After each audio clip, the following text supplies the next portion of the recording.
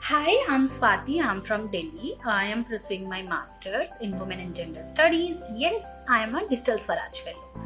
Last 1 year journey for me like a roller coaster journey. And पिछले 1 साल में मैंने 2 प्रोजेक्ट्स में काम किया. पहला स्मार्टपुर और दूसरा digital school for tribal communities. Smartpur में मैंने डेटा मैनेजमेंट का काम किया.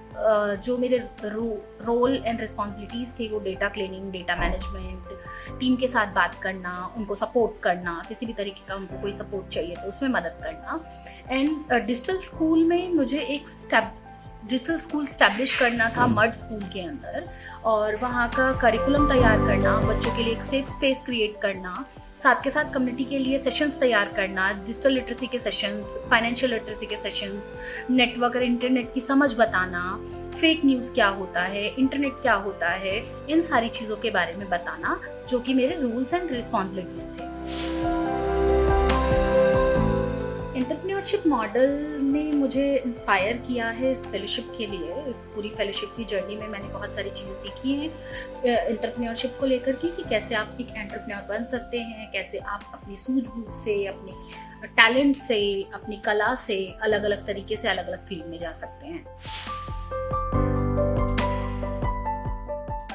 मैंने इस पूरी जर्नी में बहुत सारे कल्चर देखा, बहुत सारे अलग अलग लोगों से मिली हूँ मैं, और साथ के साथ जो मेरे लिए बेस्ट चीज़ रही है, जो बेस्ट मोमेंट रहा है, वो ये रहा है कि मैंने ऑफिस कल्चर से फील्ड तक का सफ़र पूरा तय किया है कि ऑफिस में किस तरीके का कल्चर होता है, किस तरीके से लोग काम करते हैं, फील्ड पे कैसे आप अगर चले जाते हो तो फील्ड पे एक प्रोग्राम कैसे इम्प्लीमेंट किया जाता है. तो ये सारी चीज़ें मेरे लिए माइलस्टोन्स रही हैं मेरी. जो मेरे प्रोजेक्ट्स में जो मेरे लिए चैलेंज रहा है वो स्मार्टपुर में ये रहा है कि शुरुआती समय में मुझे पेपर वर्क करने में थोड़ी दिक्कत आती थी, रिपोर्ट्स बनाने में दिक्कत आती थी, और टीम बड़ी थी क्योंकि 9 स्टेट में स्मार्टपुर काम कर रहा है, 100 विलेजेस के साथ में काम कर रहा है. तो टीम बड़ी थी, उनको सपोर्ट करना, उनसे बात करना, उनको मैनेज करना थोड़ा मेरे लिए टफ था, क्योंकि मैं खुद भी पहली बार कर रही थी. लेकिन जैसे जैसे टाइम बीता, साथ के साथ वो आता रहा, और वो टीम ने बहुत सपोर्ट किया, ऑफिस टीम ने बहुत सपोर्ट किया, स्मार्टपुर की टीम ने बहुत सपोर्ट किया, जिससे मैं उस काम को कर पाई हूँ और अलग अलग फेसेस मैं देख पाई हूँ उस प्रोग्राम के. साथ के साथ जब डिजिटल स्कूल मैंने नंदुरबार में काम किया डिजिटल स्कूल का, तब वहाँ पर बहुत सारे चैलेंजेस आ रहे थे मेरे को. लैंग्वेज का बैरियर आ रहा था क्योंकि उनको हिंदी नहीं आ रही थी और मुझे उनकी भाषा नहीं समझ में आ रही थी. साथ के साथ फूड का चैलेंज था, कनेक्टिविटी नहीं थी, इंटरनेट तो दूर की बात है, नेटवर्क ही नहीं था, तो बहुत दिन तक अपने घर पे बात नहीं हो पाती थी, ऑफिस में किसी के साथ कनेक्शन नहीं हो पाता था. तो ये सारे चैलेंजेस रहे हैं, लेकिन सीखने को बहुत कुछ मिला है. और ये सारे चैलेंजेस को ओवरकम करने के लिए वहाँ की जो कम्युनिटी थी उन्होंने मेरा बहुत सपोर्ट किया है, बहुत साथ दिया है. अगर उनको हिंदी नहीं आती थी तो वो धीरे धीरे करके मेरी बातों को समझा है, उन्होंने जाना है, और हम लोगों ने एक पाथ बनाया है एक दूसरे को समझने के लिए. तब जाकर मैं वहाँ पर काम कर पाई हूँ.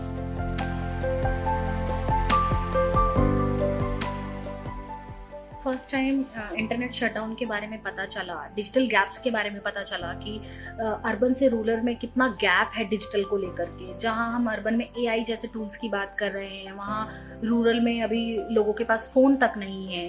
और जेंडर गैप में भी डिजिटल गैप बहुत ज़्यादा दिखा है कि एक जेंडर के पास वो सारी एक्सेसिबिलिटीज़ हैं, लेकिन एक जेंडर है जिसके पास वो एक्सेसिबिलिटीज़ नहीं है, जिसमें महिलाएं और लड़कियाँ आज भी बहुत पीछे हैं. हम 21st सेंचुरी स्किल्स की बात करते हैं, 21st सेंचुरी में हम लोग जी रहे हैं. हम कभी भी ये अज्यूम भी नहीं कर सकते कि कहीं इंटरनेट नहीं होगा. मुझे इस फेलोशिप में पहली बार ही ये पता चला कि इंटरनेट और नेटवर्क दोनों अलग अलग चीज़ें हैं, क्योंकि ये मेरे लिए बहुत नया था कि मैं इंटरनेट को नेटवर्क ही समझ लेती थी कई बार. और जब मैं फील्ड पे जाकर मैंने काम करना शुरू किया, तब मुझे समझ में आया कि लोगों को अभी भी ये चीज़ लगती है कि इंटरनेट और नेटवर्क सेम होता है. लेकिन जब मैं नंदुरबार में काम कर रही थी, नंदुरबार में नेटवर्क ही नहीं है आज के टाइम पर भी. 2018 में वहाँ पे लाइट आई है. तो वो एक्सपीरियंस मेरे लिए ऐसा रहा है कि जैसे मैं आज से 20 साल 30 साल पीछे चली गई हूँ, और मैं एक ऐसी जगह में आ गई हूँ जहाँ पर इंटरनेट नहीं है, नेटवर्क नहीं है, लोग बिना इंटरनेट नेटवर्क के रह रहे हैं, उनके पास वो सुविधाएं नहीं है, कनेक्टिविटी नहीं है. तो वो एक डिजिटल गैप अभी भी है, लोगों को अभी भी डिजिटलाइजेशन हम कर रहे हैं, लेकिन वो कितना ग्राउंड लेवल पे इम्प्लीमेंट हो रहा है उसको सोचने की ज़रूरत है। दूसरा मुझे ये भी एक गैप लगा है कि इतने समय से हम लोग सुनते आ रहे हैं कि कश्मीर में इंटरनेट शटडाउन हो गया, मणिपुर में इंटरनेट शटडाउन हो गया। तो क्या इंटरनेट शटडाउन करना एक ऑप्शन है, एक लास्ट ऑप्शन है क्या? क्या हम इंटरनेट शटडाउन ना करके कोई और ऑप्शन अपना सकते हैं? क्या हमने इसके बारे में सोचा है कि इंटरनेट शटडाउन करने से कितनी प्रॉब्लम्स आ सकती हैं? क्या हम कभी ये सोच पाते हैं कि इंटरनेट शटडाउन करने के अलावा हम कौन से और उपाय हैं या कौन से और चीज़ें हैं जिनको हम अपना सकते हैं, जिनको हम इम्प्लीमेंट कर सकते हैं?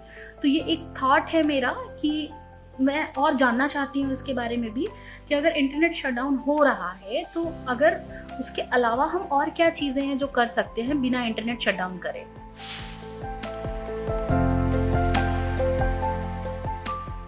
जब मैं नूह में स्मार्टपुर के बारे में काम कर रही थी, स्मार्टपुर प्रोजेक्ट पे काम कर रही थी, तो मुझे समझ में आया कि एक गांव से महिलाएं, लड़कियां, पुरुष, विकलांग साथी 10-10 किलोमीटर दूर एक फोटोकॉपी कराने के लिए जाते हैं। उनको कोई स्कीम का फ़ायदा नहीं मिल पाता था, लेकिन स्मार्टपुर जब उनके खुद के गांव में खुला है, जो वो CSC की सुविधाएं सारी दे पा रहे हैं, बैंक की सारी सुविधाएं दे पा रहे हैं, लोगों को फोटोकॉपी कराने इतनी दूर नहीं जाना पड़ता है, आधार की सेवाएं उनके गाँव में मिल जाती हैं।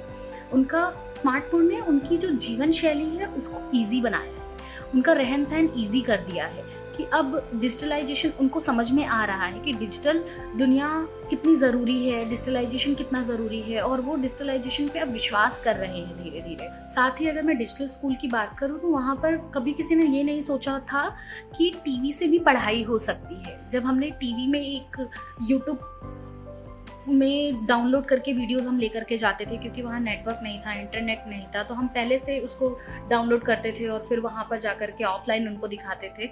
तो पूरे गांव के लोग आकर के वहाँ बैठते थे, सिर्फ बच्चे ही नहीं, महिलाएं, बुजुर्ग लोग और भी उनके घर परिवार के लोग आकर के बैठते थे। वो देखते थे कि इनमें क्या दिखाया जा रहा है। अगर हम 1-2 भी पढ़ा रहे हैं उनको, तो पूरे गांव के लोग, जितने भी लोग उस टाइम फ्री हैं, सब लोग आकर के बैठ रहे हैं, चीज़ें देख रहे हैं। और एक मर्ड स्कूल के अंदर डिजिटलाइजेशन करना, डिजिटल टूल्स को लेकर के ही आना, एक बहुत बड़ा इम्पैक्ट है वहाँ के लोगों के लिए। एक दिन मैं ईयरबड से गाने सुन रही थी, तो वहाँ के लोगों ने बोला ये क्या चीज़ है। तो जब मैंने उनको अपने कान से निकाल के उनके कान में लगाया तो उन्होंने बोला ये तो जादू है, क्योंकि वहाँ पर आज भी लोगों को ईयरबड्स के बारे में नहीं पता है। और भी बहुत सारी ऐसी चीज़ें हैं जो उनको नहीं पता है। तो डिजिटलाइजेशन करना कितना ज़रूरी है ये समझ में आया, डिजिटल होना कितना ज़रूरी है वो समझ में आया। और हम डिजिटलाइजेशन की तरफ जैसे जैसे बढ़ रहे हैं तो हमें उतना ही ग्राउंड पे रह कर के भी काम करने की ज़रूरत है। ग्राउंड के लोगों की भी समझ बनानी उतनी ही ज़रूरत है। जितना हम ऊपरी सतह से काम कर रहे हैं, उतना ही हमें निचली सतह पे भी काम करना उतना ही ज़रूरी है।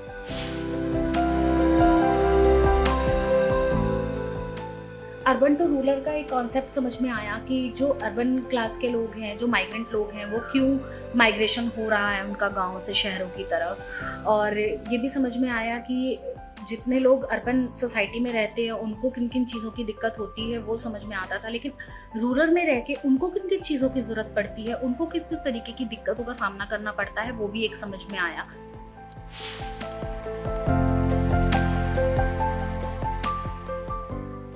नेक्स्ट बैच फेलोज़ के लिए बस इतना ही कहना चाहूँगी कि अगर आप फ्रेशर हैं, आप डिजिटल समझ बनाना चाहते हैं, डिजिटलाइजेशन को समझना चाहते हैं, तो ये जगह आपकी है। डिजिटल स्वराज फेलो आपके लिए है, फेलोशिप आपके लिए है। आप आइए, जुड़िए, साथ में काम करिए। आपको होपफुली बहुत कुछ सीखने को मिलेगा। साथ के साथ ग्राउंड की नॉलेज आपको इतनी मिल जाएगी कि आप कहीं भी जाकर डंके की चोट पे बोल सकते हैं कि क्या सही है, क्या गलत है, ग्राउंड पे और क्या चीज़ें होनी चाहिए। लोगों के एक्सपीरियंस से आपको बहुत कुछ सीखने को मिलेगा।